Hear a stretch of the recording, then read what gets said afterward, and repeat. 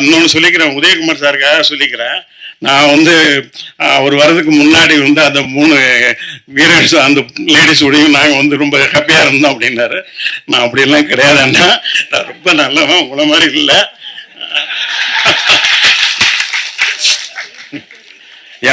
இது வரைக்கும் நான் கிட்டத்தட்ட 16 படம் எடுத்திருக்கேன். எந்த ஹீரோயினாவது என்னை பற்றி தப்பாக சொல்லியிருப்பாங்களா?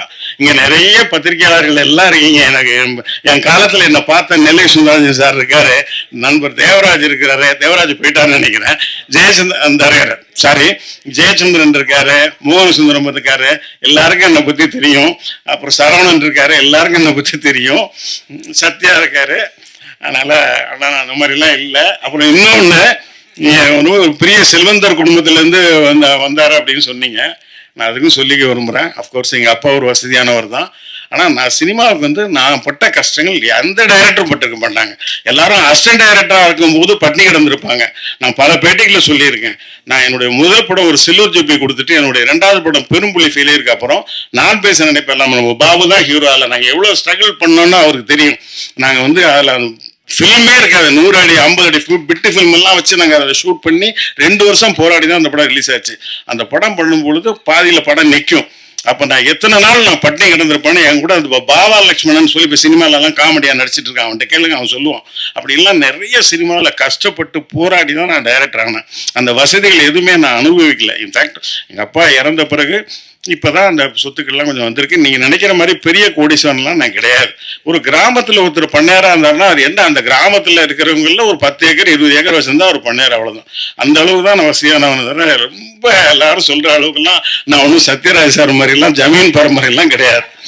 ஓகேங்களா? அதனால் அதையும் தெளிவுபடுத்திக்க விரும்புகிறேன். அப்புறம் உண்மையிலே உதயகுமார் சார் சொன்ன மாதிரி சூராஜ் சார் உண்மையிலே ஒரு புண்ணியம் செஞ்சுருக்காரு. அவர் வாழ்கிற காலத்திலே ஒரு பையன் 2 பேரும் பெரிய, தனுஷ் ஒரு பெரிய ஹீரோவாக இன்னைக்கு சக்ஸஸ்ஃபுல்லாக இருக்காரு. இந்தியா பூரா பேசப்பட்ட ஒரு நடிகராக இருக்கார். அது மாதிரி செல்வராகவனும் மிகப்பெரிய டைரக்டராக இருக்கார். நானும் ஒரு சின்ன நம்பிக்கையோடு இருக்கேன். நம்ம பையனும் நாம் வாழ்கிற காலத்திலே ஒரு பெரிய நடிகனாக ஆயிடணும்னு நினைக்கிறேன். பார்க்கலாம், அது கடவுள் கையில் இருக்குது. கஜேஷ்க்கு என்னுடைய வாழ்த்துக்கள். பாபு ஆனந்த் இந்த படம் வந்து என்னை ஆனந்த் பாபு தான் கூப்பிட்டாரு, அப்புறம் கஜேஷும் என்னை கூப்பிட்டாரு. அவங்களுக்கு என்னுடைய நன்றி.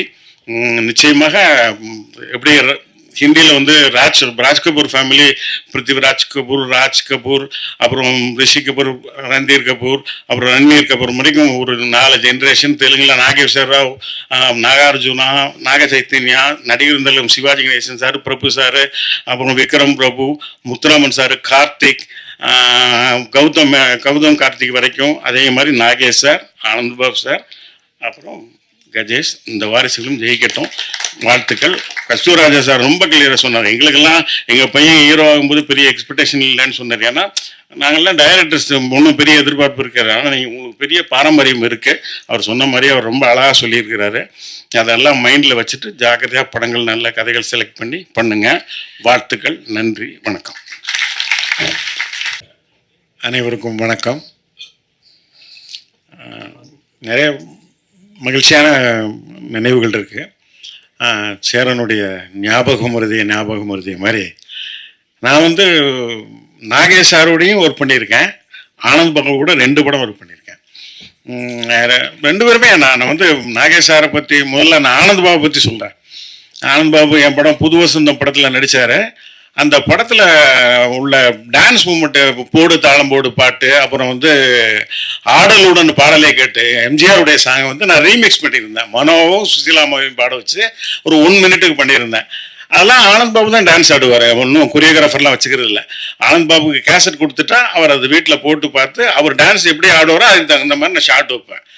அதே மாதிரி தான் நான் பேச நினைப்பலாமலையே நான் 4-5 பாட்டு ஆனந்த் பாபு இருந்தாங்கன்னா எனக்கு டான்ஸ் மாஸ்டரே தேவையில்லை. ஏன்னா அவரே எல்லாம் கம்போஸ் பண்ணிடுவார். அது மாதிரி பிரபுதேவம் ஆனந்த் பாபு வச்சு அப்படி எடுத்துட்டேன். புது வசந்தம் படத்தில் அந்த டான்ஸ் மூவ்மெண்ட்டு தான் ட்ரெய்லரில் ஃபஸ்ட் ஷார்ட்டாகவே போட்டிருந்தேன். அதெல்லாம் அந்த படத்தினுடைய ஓப்பனிங் மிகப்பெரிய ஒரு ஓப்பனிங் கிடச்சிது. அதுக்கு காரணம் வந்து பாபுடைய டான்ஸ் மூவ்மெண்ட்டு. அப்புறம் வந்து அவருடைய பெர்ஃபார்மராகவும் நான் அதில் காமிச்சிருந்தேன். நான் பேச நினைப்பலாமலேயே அவர் ரொம்ப நல்லா பெர்ஃபார்ம் பண்ணியிருப்பார். அது பிஎன்சிலெல்லாம் பெரிய ஹிட்டு. ஒரு 2 சம்பவம் சொல்ல விரும்புகிறேன். நான் பேச நினைப்பலாமில் வந்து ஒரு சீன் எடுத்திருப்பேன். அது படத்தில் கிடையாது. அதாவது ஆனந்த் பாபு வந்து மோகினி, ஆனந்த் பாபு 2 பேரும் கொஞ்சம் ஃப்ரெண்ட்ஸாக இருப்பாங்க. மோகினி இப்போ பெரிய ஆளாயிருவாங்க, ஒரு பெரிய கலெக்டர் ஆயிடுவாங்க. ஆனால் ஆனந்த் பாபுக்கு எந்த வாய்ப்புமே இல்லாமல் ரொம்ப சாதாரணமாக இருப்பார். அப்போ அவர் குடிச்சிட்டு அவரும் விவேக்கும் அது மோகினி என்ன செய்வாங்கன்னா, கலெக்டர் ஆன பிறகு ஆனந்த் பாபுவை கண்டுக்க மாட்டாங்க, அவர் பார்க்காமலே போயிடுவாங்க. ஆனந்த் பாபு ரொம்ப வெக்ஸ் ஆகி குடிச்சிட்டு அவர் விவேக்கிட்ட பேசிட்டே வருவார். ரொம்ப லெங்க்த்து ஷார்ட்டு டயலாக்லாம் பேசிட்டு வரும்போது ஒரு சுரம் சொல்லுவார். அந்த படத்தில் வந்து ஒரு பாடகர், அவர் வந்து ஒரு சுரம் சொல்லுவார், சாசா சாசா சாசா ரீக ரீகான்னு சொல்லி லெங்க்த்து சுரம். அதை வந்து ஒரே ஷாட்டு ஆனந்த் பாபு பேசி அசத்திட்டார். நான் அதை ஷூட் பண்ணிட்டேன். ஆனால் ஃபுட்டேஜ் இல்லை, அதில் என்ன பண்ணிட்டேன், எடுத்துட்டேன். ஆனந்த் பாபு ஃபர்ஸ்ட் காப்பி பார்த்துட்டு என் வீட்டுக்கு வந்து, சார் எப்படியா அந்த சீன் வைங்க சார், அந்த சீன் வைங்க சார், சீன் வைங்க சார்னு ரொம்ப அழுதாரு. பட் எனக்கு ஃபுட்டேஜ் ப்ராப்ளம், சாரி பாபு. அப்போல்லாம் என்னென்னா 13,500 மேலே சின்ன படங்கள் ஃபுட்டேஜ் இருந்ததுன்னா அதுக்கு டேக்ஸு. அதனால் அந்த 13,500 ஃபுட்டேஜை கொண்டு வரணுன்றதுக்காக அந்த சீனை நான் எடுத்துட்டேன். இந்த ஆனந்த் பாபுக்கு ஞாபகம் இருக்காதுன்னு நான் நினைக்கிறேன். ஞாபகம் இருக்கா? தேங்க்யூ. அப்புறம் வந்து இதே மாதிரி நாகேஷ் சாரை வச்சு நான் பூவே உனக்கா பண்ணுறேன். நாகேஷ் சார் ஃபஸ்ட்டு சீனே நான் வந்து ஒரு கேரிப்பாறைன்ற ஒரு இடத்துல ஒரு சீன் நாகேஷ் சாரும் நம்பியார் சாரையும் விஜய் வந்து சேர்த்து வைக்கிற மாதிரி அந்த சீன் எடுத்தேன். அதில் நாகேஷ் சாருடைய ஃபஸ்ட்டு டைலாகே நான் ரொம்ப அவர் அசத்திட்டார்.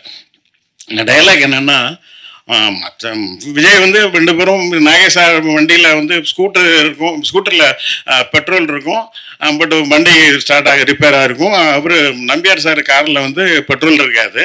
அப்போ நீங்கள் நாகேஷ் சார்ட்ட வந்து விஜய் சொல்லுவார், நீங்கள் வந்து நம்பியார் சாரையும் கூப்பிட்டு போங்க அப்படிங்கும்போது 2 பேரும் எனிமீஸ் இதெல்லாம் உங்களுக்கு தெரிஞ்சிருக்கும். அப்போ விஜய் சொல்லுவார். விஜய் சொன்னோடனே நாகேஷ் தாத்தா, அந்த தாத்தாவையும் நீங்கள் கூப்பிட்டு போனீங்கன்னா நல்லது அப்படின்ற மாதிரி விஜய் சொல்லுவார். அப்போ நாகேஷ் சார் சொல்லுவார், மற்றவங்க கஷ்டப்படுறது என்னங்க எனக்கு தாங்க முடியாதுன்றது உனக்கு தெரியும், அவனுக்கு தெரியாத அப்படின்னு ஒரு சின்ன பஞ்சு விட்டு ஒரு கேப் இது பண்ணால் நான் ரொம்ப என்ஜாய் பண்ணேன். அப்புறம் அவர் வச்சு ஒரு சீன் ஒன்று எடுத்தேன், அதுவும் ஃபுட்டேஜில் கிடையாது, தூக்கிட்டேன். அதாவது என்னென்னா, அவர் வந்து விஜய்க்கு பர்த்டே, அந்த பர்த்டேக்கு வந்து அவர் வீட்டுக்குள்ளே மிட் நைட்டில் வந்து சுகுமாரிம்மா வீட்டுக்குள்ளே இருப்பாங்க. இவர் ஒரு நாயை துரத்துற மாதிரி வீட்டுக்குள்ளே வருவார். வீட்டுக்குள்ளே வந்தோடனே சுகுமாரிம்மா பயந்து பின்பக்கமாக போயிடுவாங்க. அப்போ நாகேஷ் சார் வந்து உள்ளே வருவார். அப்புறம் விஜய் வீட்டுக்குள்ளே கூப்பிட்டு கொஞ்சம் நல்ல சீன், ஒரு இன்ட்ரெஸ்டிங்கான சீன்.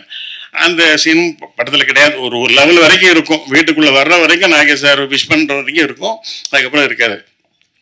அப்புறம் அன்னைக்கு நைட்டு ஷூட்டிங்லாம் முடிச்சிட்டோம். நான் வந்து அந்த சீன் 2-3 ஷாட் 2-3 டேக் எடுத்தேன். அப்புறம் ரூமுக்கு வந்துட்டேன்.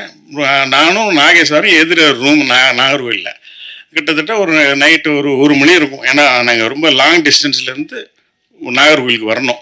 வந்து நைட்டில் நான் குளிச்சுட்டு, எனக்கு சாப்பாடு இருக்குது, சாப்பிட்டுட்டு நைட்டில் லேட் நைட் சாப்பிட்றேன்னு உடனே சரக்கு அடிச்சுட்டு சாப்பிட்றேன்னு நினச்சிடாதீங்க, நான் அந்த மாதிரி கிடையாது. நான் சாப்பிட்டுட்டு இருக்கேன். அப்போ ரூமுக்கு கதவு தட்டுறாங்க. யாருன்னு பார்த்தா நாகேஷ் சார் குளிச்சுட்டு வெறும் டவலை மட்டும் போத்திட்டு வர்றாரு. வந்தவுடனே, என்ன சார் இந்த நேரத்தில் அப்படின்னு கேட்டேன். ஒன்றும் இல்லைம்மா, இன்றைக்கி நான் நடித்தது உனக்கு ஏதோ பிடிக்கலன்னு நான் நினைக்கிறேன், நீங்கள் என்னை வச்சு 4-5 டேக் வாங்கினேன், அது எப்படியாவது நாளைக்கு ரீஷூட் பண்ணிடுறேன், எனக்குமே அது அவ்வளோ ஹாப்பியாக இல்லை அப்படின்னு. இல்லை சார், நீங்கள் எக்ஸலண்ட்டாக பெர்ஃபார்ம் பண்ணீங்க சார், எனக்கு ரொம்ப பிடிச்சிருந்தது சார், நான் பர்ஃபெக்ஷன் இன்னும் கொஞ்சம் பெட்டராக வரணுன்றதுக்காக தான் எடுத்தேன், அது ஒன்றும் இல்லை சார், நல்லா இருக்கீங்க, நல்லா நடிச்சிருக்கீங்க சார், அது நாளைக்கு ரீடேக்லாம் பண்ண வேண்டாம் சார் அப்படின்னு சொன்னேன். இல்லைம்மா எப்படியாவது நாளைக்கு எடுத்துறேன்னாரு. நான் அது எடுக்கலை. அப்புறம் டப்பிங்கில் பார்த்துட்டு நல்லா தான் இருக்குது, கரெக்டாக இருக்குது அப்படின்னு சொல்லிட்டாரு. ஆனால் அதுவும் ஃபுட்டேஜில் போயிடுச்சு, அந்த போர்ஷன் இல்லை. அது எதுக்காக இதை சொல்ல வரேன்னா, ஆனந்த் நாகேஷ் சார் அந்த பெர்ஃபெக்ஷன், அந்த அவ்வளோ பெரிய சாதனையாளர், நம்ம நல்லா நடிக்கலையோ, டைரக்டர் சாட்டிஸ்ஃபை பண்ணலையோ அப்படின்ற மாதிரி அதை மறுபடியும் நம்ம பண்ணிடணும், எப்படியாவது பண்ணிடணும், டைரக்டர் ஒரு சாட்டிஸ்ஃபை பண்ணிடணுன்ற மாதிரி அவருக்கு இருக்கிற மாதிரி ஆனந்த் பாபு நான் நல்லா நடிச்சிருக்கேன், நல்ல சீனு, அந்த சீன் ஃபுட்டேஜில் போயிடக்கூடாதா அப்படின்ற மாதிரி அவருக்கும் அதே ஒரு பரிதவிப்பு இருந்தது.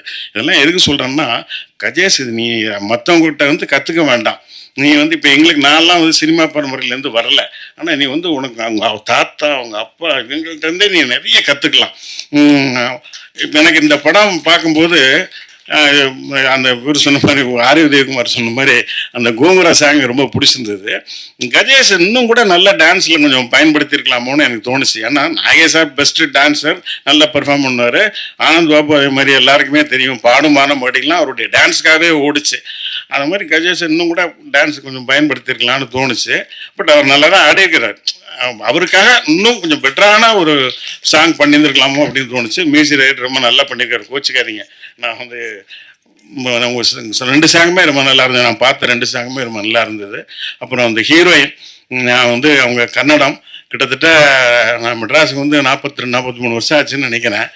இப்போ வந்து கிட்டத்தட்ட ஒரு 30 35 வருஷமா யாரும் தாவணி போட்டு நான் இங்கே பார்த்ததே இல்லை. எல்லாம் எங்கள் ஊரில் தான் பார்த்துருக்கேன். ஆனால் இங்கே வந்து இந்த ஹீரோயின் வந்து ஒரு கன்னடத்து பைங்கிளி சரோஜதேவிக்கு அப்புறம் அவங்க வந்து இந்த மாதிரி தாவணியோட வர்றது பார்க்கும்போது கொஞ்சம் மனசுக்கு நிறைவாக இருக்குது. நம்ம கலாச்சாரம் இன்னும் காப்பாற்றப்பட்டுட்டு இருக்கு அப்படின்ற மாதிரி இருக்குது.